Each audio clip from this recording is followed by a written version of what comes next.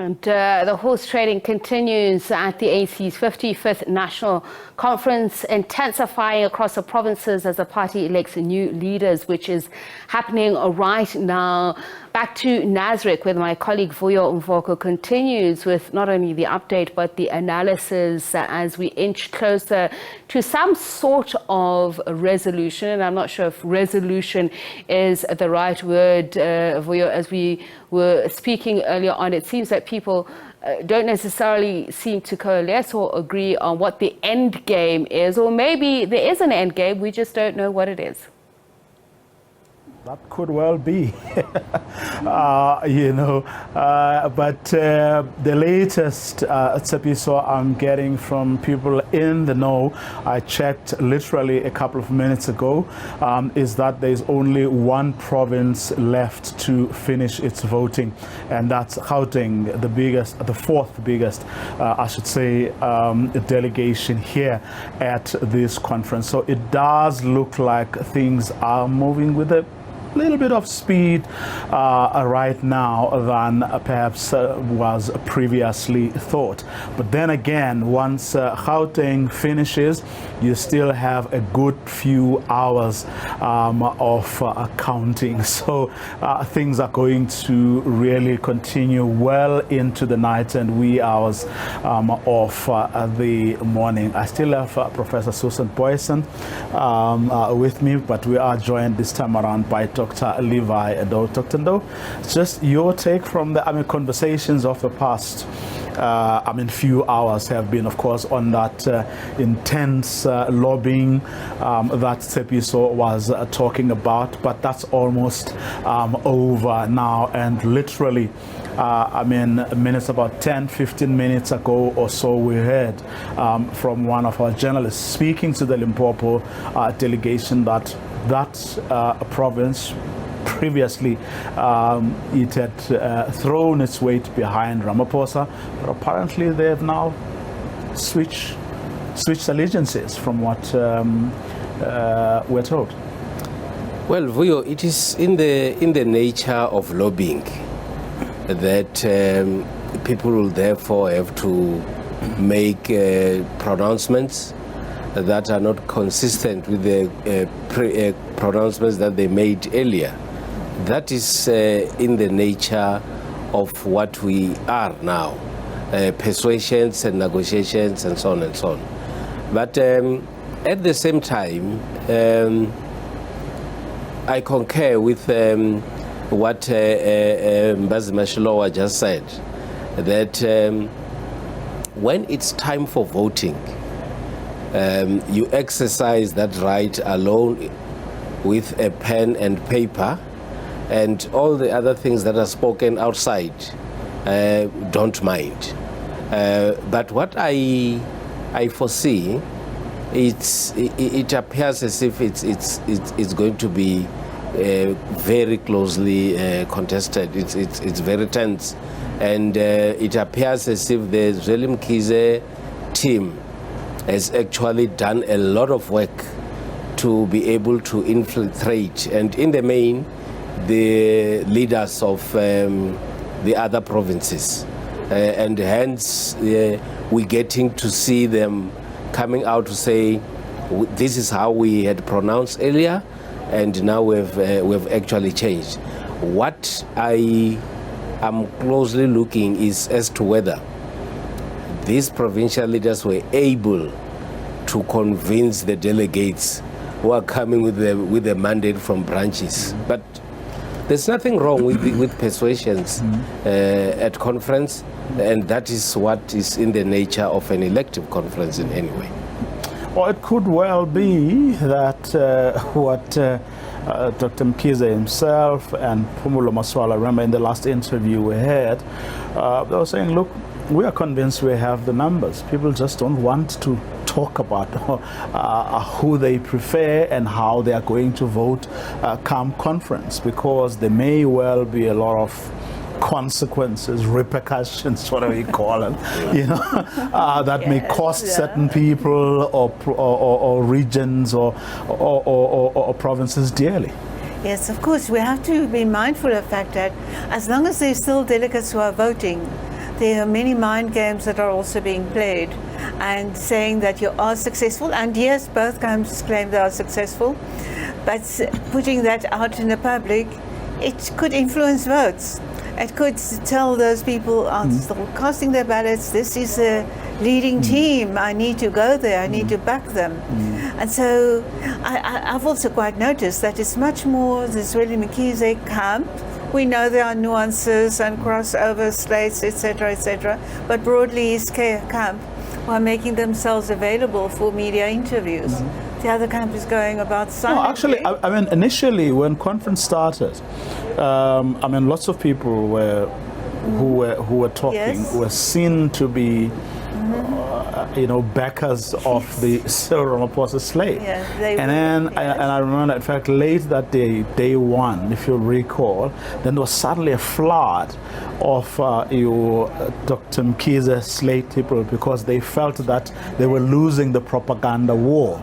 So they came up like guns blazing to this side, which is the media side of this precinct, you know, offering to talk about this and that and everything. And since then, you've actually seen this continuing. But you're correct.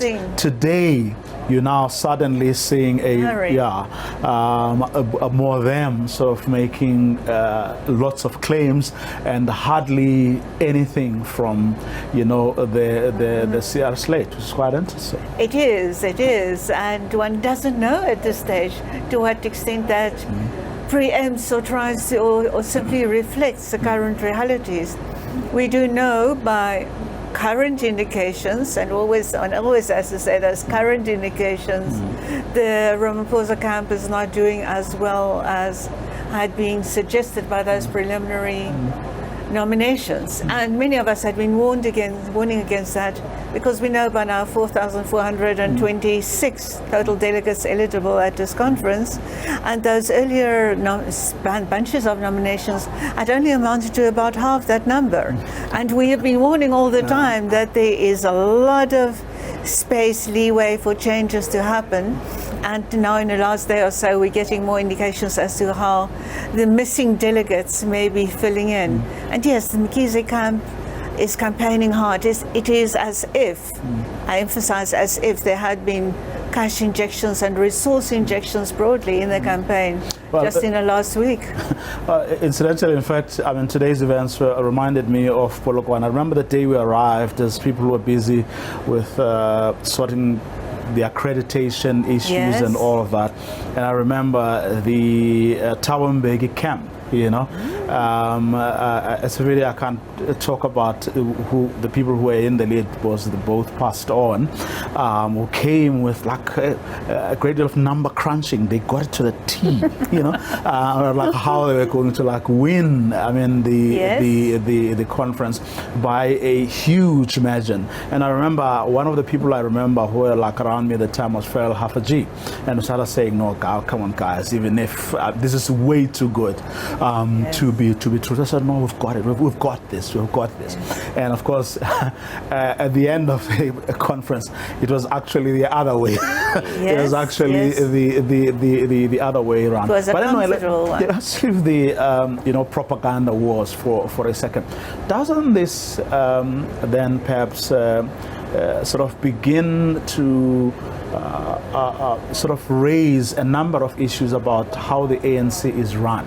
You know, the fact that it has been reluctant, you know, to embrace modernism, although we are told that there were glitches on the first day, delays of 8 hours and so on. It was precisely because they have new systems, they've tried to modernize and so on. But what if, what if they were to say, look, let branches vote? As in other words, let every member of the ANC vote. I mean, technology allows that. Exactly. And for that to happen, I mean, these days, they just haven't embraced it, you know, where, you know, you're not, in other words, you're not at the mercy, you know, of a delegate who may have been given a mandate but comes here only to, you know, go against their branch or structure's mandated position. Well, Vuyo, I think that takes us to a bigger question. that says that if you have a nomination process which would favor Vuyo Mvoko, and then you go to a conference, and now the tables would turn, would that be referred to as an expression of the general membership of the organization? Or because the manner in which the process is structured is that branches must make an expression through nominations, and after nominations then you go on to voting, which might actually go either way. And if you have bigger numbers of nominations, you might also still claim that the expression of the general view of the branches is that I should actually be the one who is leading. And there has always been a discussion about how things are supposed to change to accommodate everyone. Somebody was saying to me, 4,000 people are supposed to decide the fate of South Africa by extension, because this is the governing party. And whatever that the ANC does, the general population has an interest, because it also gets affected. So it therefore means that in whatever, I know this is the time of the ANC leaders, it's time for them to do what they feel is best for them, but it has an impact on the general population. And at some point, it's also important to want to know what then is the public perception about how things are being done in the ANC. And when it comes to voting, of course, some other members of the ANC might feel deprived because all the time they don't make a cut to be delegates to a conference. So they don't have a chance to express themselves, because it is only actually done only after 5 years. And that's a very long time to some of the members. But Prof, I suppose whatever system, at the end of the day, it has to, well, maybe I'll say, any system is as good as, what you put, into it. Whether you have 500 people representing, an organization or view, whether you have 500,000, at the end of the day, it's about, what you invest, in your system, what you invest in your organization, which has a likelihood of giving you something better at the output end. And if you ignore all of that, anything goes, then you're bound to have problems at the output end. Yes. And it's always going to be contentious as to at what level do you cut off all 50 million South Africans, or governing party supporters, or the representatives or the delegates coming into a conference. I think it's important to take this debate to the point of what the ANC projects itself to be, and it projects itself as to being an organization of the branches rule. We've seen so many cases where there have been disciplinary action, for example, against ANC members in the last few years, that they say, no, I was elected by the branches. But the branches' mandates, we know that we've been talking about that changes all the time. And so, yes, where is the cutoff point? If it is projected that this is an organization of the branches, then it stops being right that there can be leaders that make all kinds of deals beyond what the branches had decided. But then were the branches influenced in the first place by what the provincial and national leaders have been saying as to whom they're backing, etc.? And this comes to your point then of what does the organization put into it?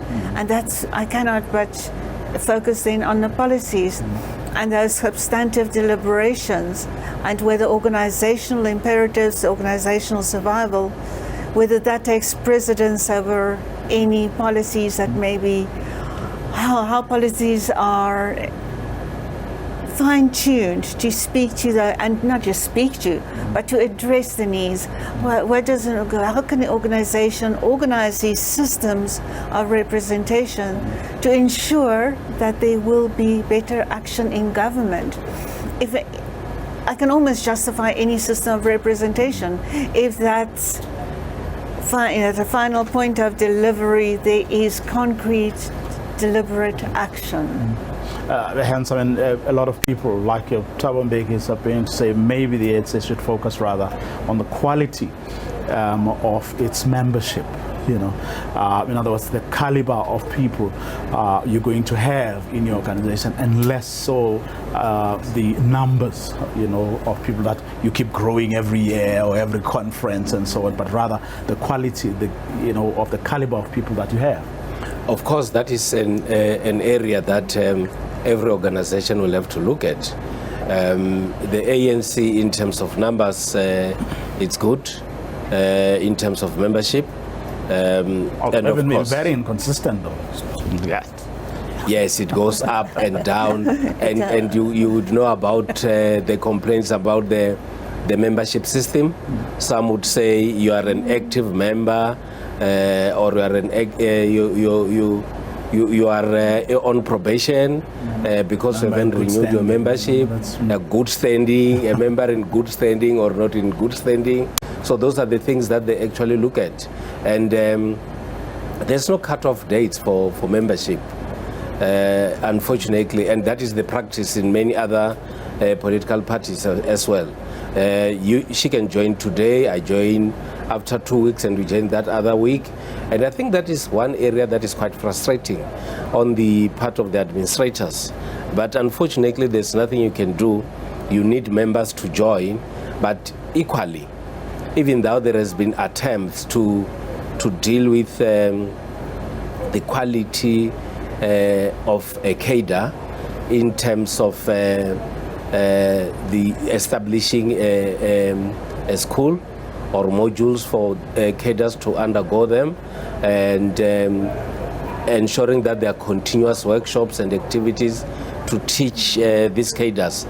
It appears as if it's not bearing fruits, but I support what Thabo Mbeki says, that there should be a way in which they are able to identify the best out of what they have, and actually make sure that they groom these people in order to make the party bigger and bigger and stronger. I think there's still room for the ANC to grow